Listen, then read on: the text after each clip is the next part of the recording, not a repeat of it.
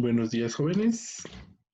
Hoy vamos a trabajar nuestro tema de fisiología urinaria, como les había adelantado el día de ayer.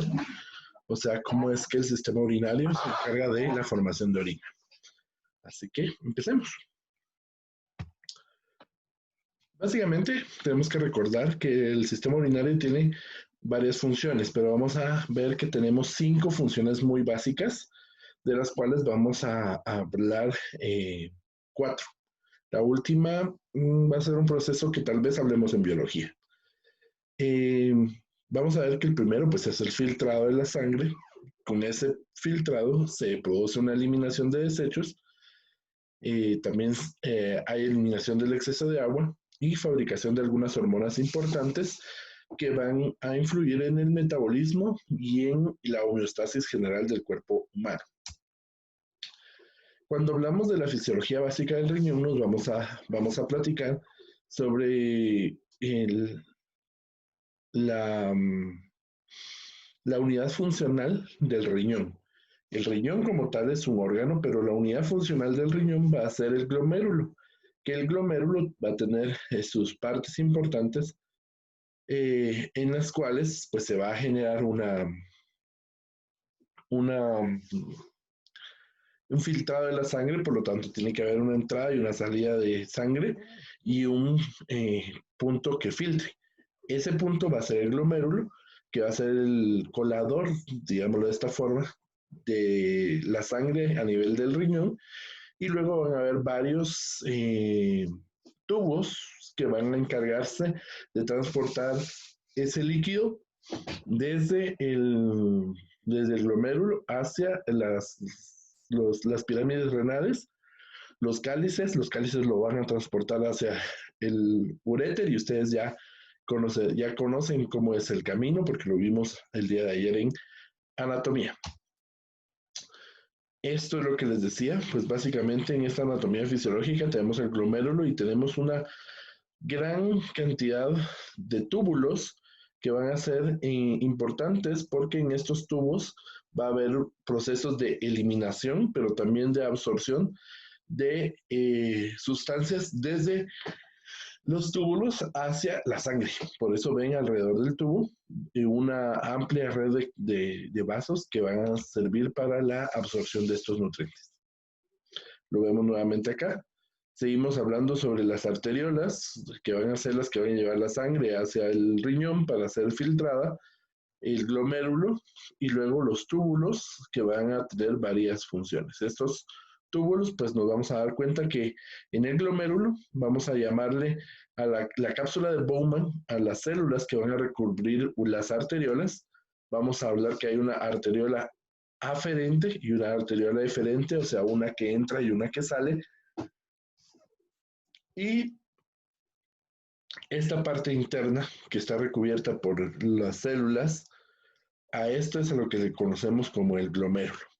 Después viene el túbulo contorneado proximal, pasamos a la asa de Henle, la porción descendente y la porción ascendente, al túbulo contorneado distal y finalmente al conducto colector que va a llevar la orina ya formada hacia el exterior del riñón. Ahora bien, ¿qué productos de desecho se eliminan en la orina?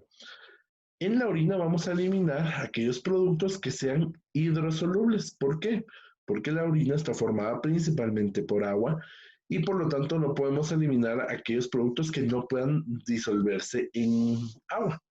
Por lo tanto, tienen que ser estas moléculas afines a la dilución en agua. Dentro de estos productos de desecho encontramos a la urea, que es el producto de desecho que se genera cuando hay un metabolismo de los aminoácidos, de las proteínas. La creatinina, que es parte de una enzima, principalmente la enzima creatinina muscular, y creatina muscular, perdón. El ácido úrico también lo eliminamos por medio de la orina y el ácido úrico es un producto de desecho del metabolismo de los ácidos nucleicos. Algunos productos finales del metabolismo de la hemoglobina, como en el caso de las bilirrubinas, que es lo que le da el color amarillo a la orina, y los metabolitos de varias hormonas que van a generar o que se van a purificar por medio de la orina. Algunos medicamentos tienen también algo que se llama excreción renal. O sea, esto es lo que estamos hablando con respecto al metabolismo propio del cuerpo humano. Si nos ponemos ya un poquito más quisquillosos, pues hay algunos medicamentos que uno se los toma, hacen su función y cuando ya han hecho su función deben ser eliminados y normalmente algunos medicamentos se eliminan por la orina. Entonces también por ahí podemos sacar como producto de desecho estos metabolitos. Funciones secundarias que tiene el riñón son muy importantes, como en el caso del control de la presión arterial, nos ayuda, ya que ustedes se recordarán que hay una secreción de una hormona llamada la renina, que es parte del sistema renina-angiotensina-aldosterona, pero también ayuda al control de la presión arterial al disminuir el volumen sanguíneo circulante, al eliminar el exceso de líquidos del cuerpo. El control del equilibrio ácido-base, porque en el riñón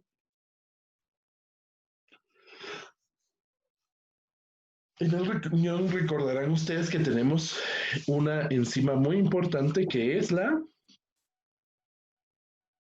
ver si se recuerda, que también está del pulmón, la anhidrasa carbónica, que va a ayudar a formar iones de bicarbonato para el control de la función ácido-base. Va a ser parte de la regulación de la producción de eritrocitos porque en el riñón se produce una enzima llamada eritropoyetina que se fabrica en el riñón y que va a ir a estimular a las colonias generadoras de eritrocitos en la médula ósea para que fabriquen o liberen más eritrocitos a la sangre. Y la regulación del equilibrio osmótico. ¿Cómo vamos a generar ese equilibrio osmótico? Gracias a la eliminación de electrolitos, principalmente el sodio y el cloro, eh, cuando están muy altos, o la reabsorción de estos electrolitos desde el filtrado glomerular hacia la sangre cuando están muy bajos. ¿Qué hormonas se fabrican en el riñón o que tienen metabolismo renal? Pues ya habíamos hablado sobre la eritropoyetina. Cuando se ve una disminución de oxígeno en la sangre, el riñón fabrica la EPO o eritropoyetina que va a llegar a la médula ósea va a aumentar la producción de glóbulos rojos y por lo tanto los glóbulos rojos van a poder llevar mucho más oxígeno dentro de la sangre. La renina, fabricada en el riñón, que por medio del angiotensinógeno se va a transformar o va a activar la angiotensina 1 y esto va a desencadenar la activación del eje renina-angiotensina-aldosterona. Perdonen, pero para mí es medianoche. Y la tercera, que es muy importante, es la vitamina D. Resulta que la vitamina D necesita, después de que es absorbida, debe pasar a la piel para hacer un metabolismo, un primer metabolismo en el cual se va a metabolizar, valga la redundancia, se va a activar y luego pasa la vitamina D como dihidroxicolesterol, se transforma en vitamina D gracias a la acción del sol, pasa al hígado donde se transforma en vitamina D3 y después que se va a formar en 25 hidroxivitamina D3 y finalmente en los riñones hace un nuevo proceso en el cual se forma la 1,25 de hidroxivitamina D3 que ya va a generar una importante acción metabólica para el control del calcio en el cuerpo. Si nosotros vemos el riñón, cada una de estas eh, pirámides renales, en medio va a tener sus arterias y sus venas que van a darle la irrigación a esta parte del riñón para ser purificada. Más o menos hablamos de que el riñón, eso no se los dije en anatomía, pero el riñón más o menos tiene entre 6 y 8 pirámides renales que es lo normal, se podría decir. Entonces van a ser como 8 coladores los que van a estar purificando la sangre en cada riñón. Lo que hablábamos entonces, vamos a ver que entra una arteria, esta arteria va a generar una arteriola aferente, que es la que entra, que llega de afuera hacia el glomérulo. En el glomérulo hay un capilar, ese capilar va a permitir el paso de sustancias desde el glomérulo hacia la cápsula de Bowman, que va a estar formada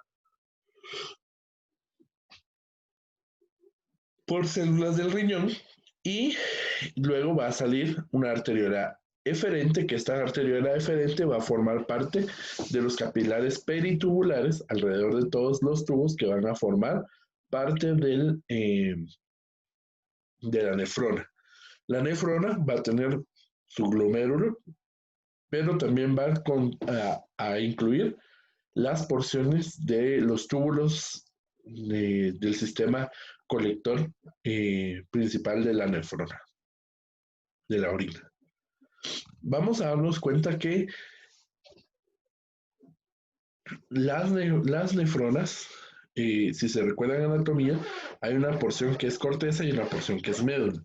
En la corteza vamos a encontrar la mayor parte de los glomérulos y los túbulos, una parte de los túbulos, y en la médula vamos a encontrar principalmente el asa de Henle, que es una de las porciones de los túbulos, y los túbulos colectores que van a llevar la orina ya como de salida. En la parte de la corteza, pues tenemos el glomérulo. Después del glomérulo viene el túbulo proximado, el túbulo contorneado proximal, se le llama contorneado porque tiene todas esas vueltas y acodaduras. Luego viene el asa de Henle, que ya dijimos que viene hacia la médula, vuelve a subir, se forma la estructura del túbulo contorneado distal, el túbulo conector cortical, o sea, de la corteza, el túbulo colector medular, que ya está en la médula, y finalmente el conducto conector, que es el más grueso de todos y el que va a salir a través de las pirámides renales para la liberación de ese líquido, que es la orina, hacia la pelvis renal y su posterior excreción gracias a los conductos comunicantes.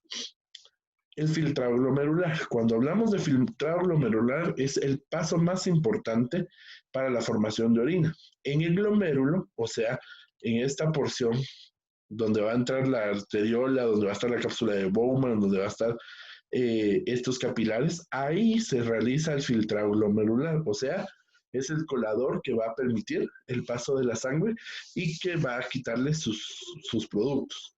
Más o menos, bueno, es el primer paso en la formación de orina y más o menos se dice que hace un filtrado de 180 litros al día, o sea, 180 litros el riñón lo saca de la sangre al día para poder formar su orina, pero se elimina únicamente 1 litro.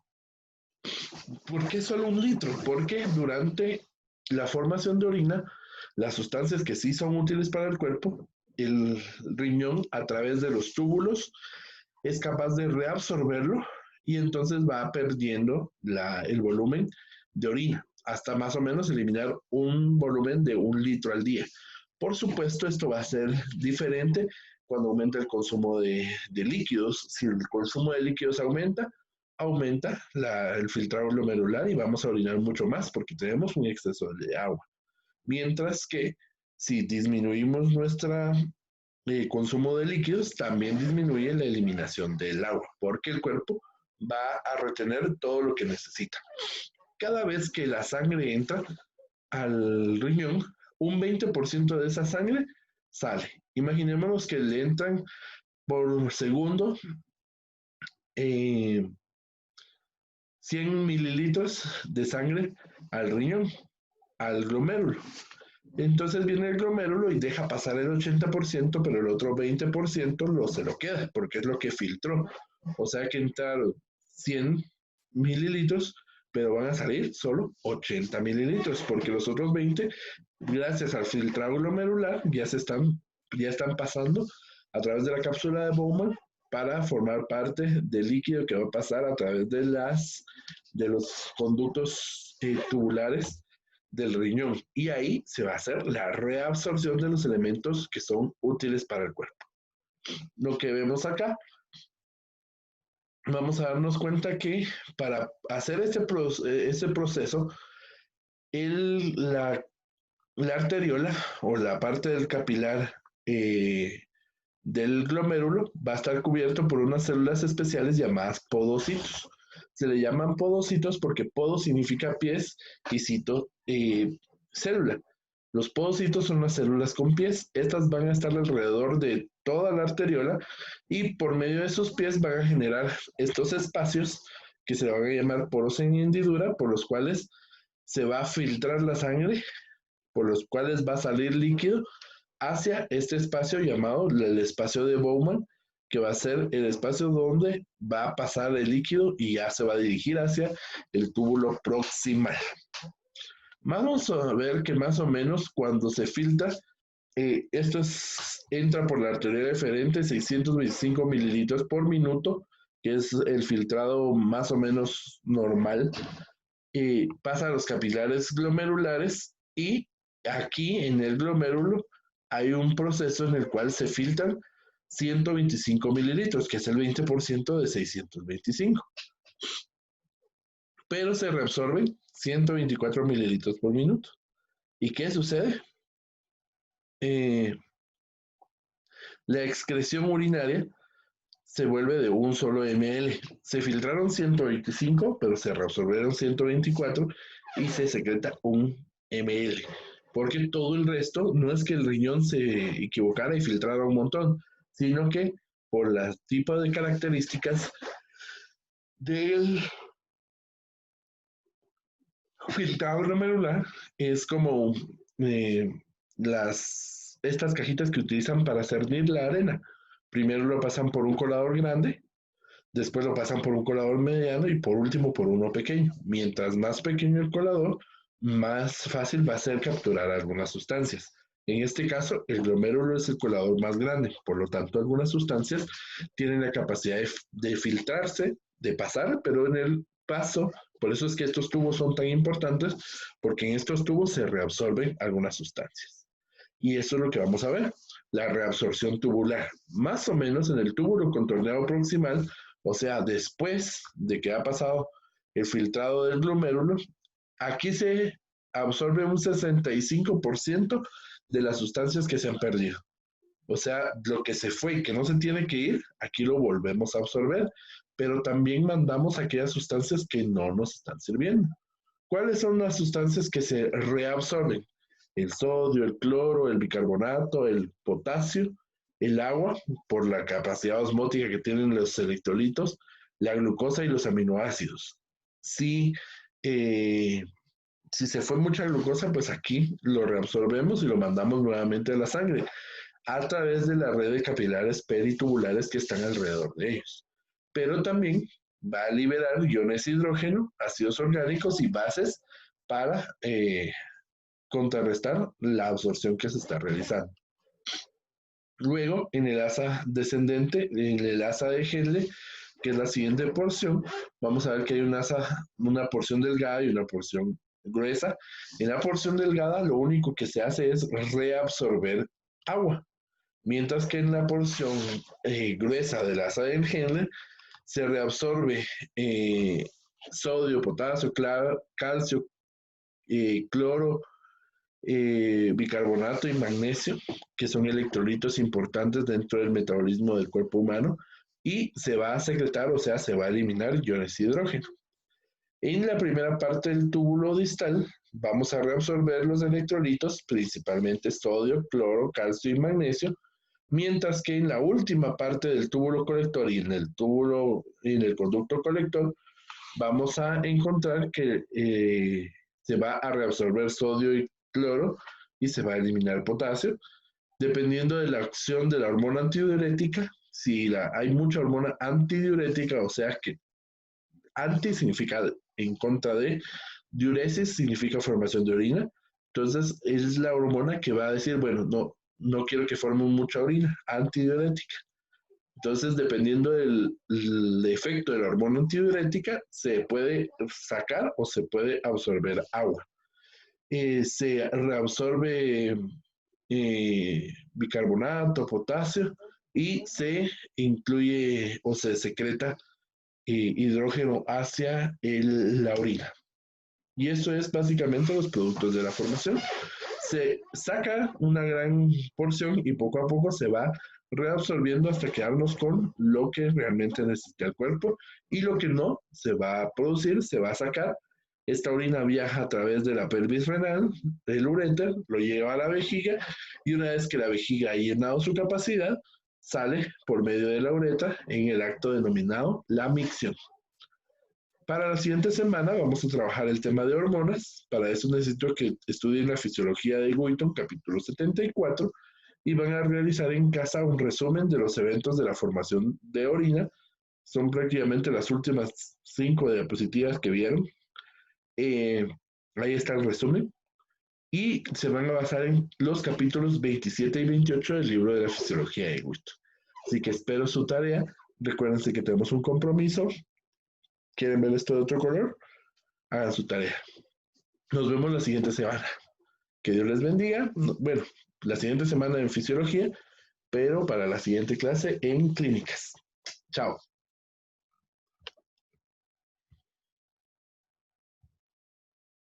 Así quiere.